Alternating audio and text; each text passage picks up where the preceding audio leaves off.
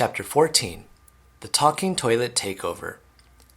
When Captain Underpants was finished commandeering the underwear of local civilians, he dashed back to Jerome Horwitz Elementary to save the day.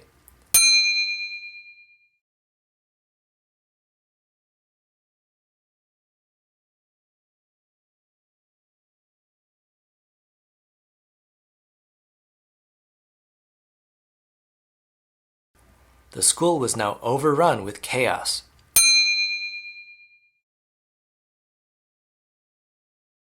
Miss Ribble came tearing out the door, followed by several evil toilets. "Help me," she cried. "They've swallowed every teacher in the whole building except me." "Don't worry, ma'am. I won't let them eat you up," Captain Underpants said, as a toilet ate her up. "Oops," said Captain Underpants. Now only George, Harold, and Captain Underpants were left. They stood on the front lawn of the school, completely surrounded by hungry, drooling toilets.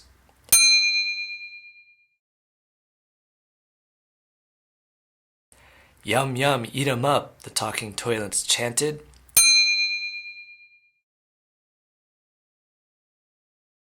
"Yum, yum, eat 'em up, yum, yum, eat 'em up, yum, yum, eat 'em up." "We're doomed!" cried Harold.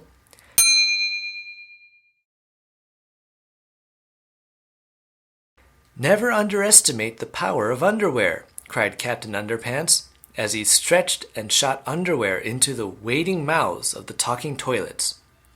Unfortunately, the toilets just swallowed the underwear whole. It only seemed to make them hungrier and hungrier.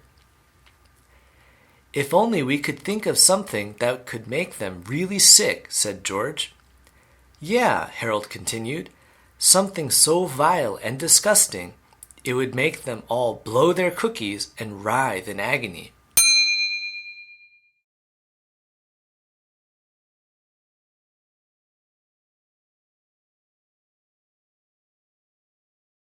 Suddenly, George and Harold's faces lit up.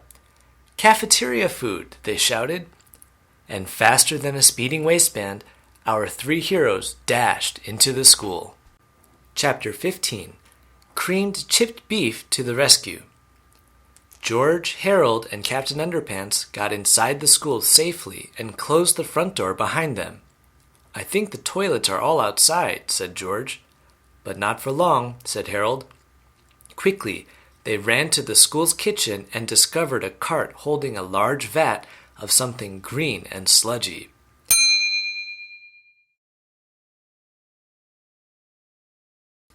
"Yuck," said George, holding his nose. "What is that stuff?" "I think it's tomorrow's lunch," said Harold. "Perfect," said George. "I never thought I'd be glad to see creamed chipped beef." Together, they wheeled the tub of stinky green glop down the hallway.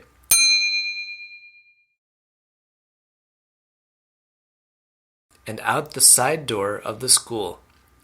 Captain Underpants sat on the cart and stretched a pair of underwear over his head like a slingshot.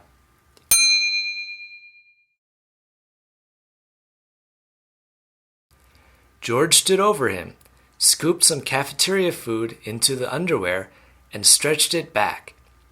Harold wheeled the cart toward the talking toilets. "Tra-la-la!" shouted Captain Underpants loudly. The talking toilets turned and saw our three heroes. All at once they shouted, "Yum, yum, eat 'em up," and the chase was on. Harold pulled the cart across the playground as the toilets zipped after them. "Fire one!" cried Captain Underpants. George shot a glob of creamed chipped beef into the first toilet's mouth. The toilet swallowed it whole. Harold kept pulling as George scooped another serving into the underwear and pulled it back. "Fire two!" cried Captain Underpants. Zip! Went the cafeteria food right into the second toilet's mouth. The whole process repeated itself until every last toilet had swallowed at least 2 servings of creamed chipped beef. "We're almost out of ammo," Captain Underpants shouted.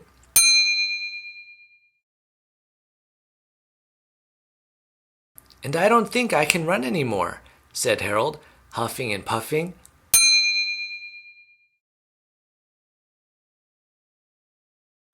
Don't worry, look, said George, pointing at the toilets. They had all slowed down and were beginning to groan and wobble around.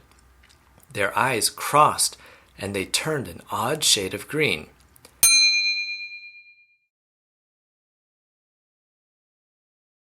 Look out, cried Harold. I think they're gonna hurl. And that's just what they did. George, Harold, and Captain Underpants watched as the toilets upchucked everything they had eaten during the day.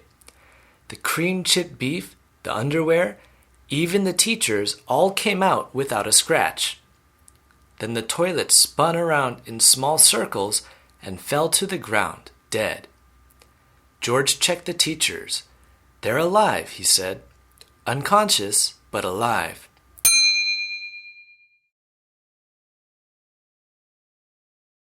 Wow, said Harold. That was easy. Too easy, said George. What do you mean? Asked Harold. George pulled their comic book out of his backpack and showed it to Harold. Remember how Patsy 2000 turned everything on the front cover of our comic book to life? He asked. Yeah, so? Said Harold. Well, said George, as he pointed to the Turbo Toilet 2000 on the front cover of the comic, we haven't seen him yet.